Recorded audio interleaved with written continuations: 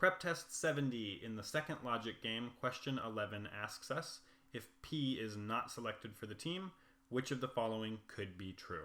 So we look at our two limited options here.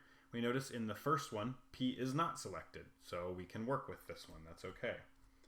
In the second one, we have the option to not select P. So let's go ahead and put P in the out column, and then we need to look for triggers. And right here, we notice if we don't have P, we can't have S. If we don't have S, well, that doesn't trigger anything new. So that's about all we can get out of this option for the time being. So the question's asking us, which could be true? Could it be true that M and O are out? Well, it can't be true in option 1. In option 2, if we placed both M and O in our out column, we would have 5 people out, and that would only allow to have 3 in. Therefore, we cannot have both M and O out. What about M and T out? Well, again, it's not going to work in the first option. And in the second option, yet again, if we put M and T here, it only leaves 3 people left to be on our team, and that's not enough. So that won't work. I'm going to erase that.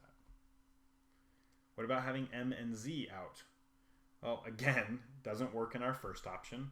In our second option, we run once more into the exact same problem we've had all along, which is we won't have enough people to be on the team.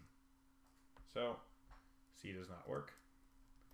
What about having both O and T out? Well, in the first option right here, you'll remember that we had O out already, and T and Z were floating variables. So they could go in either location. We knew that one of them had to be in order to have a 4th member of the team, but the other one could have been in the out box. So that would allow us to put both O and T out. So that could be true. But let's just confirm that E cannot be true. Can we have both O and Y out? Oh, it won't work in the first option. And in the second option, if we have both O and Y here, we are yet again limited. We won't have enough people on our team.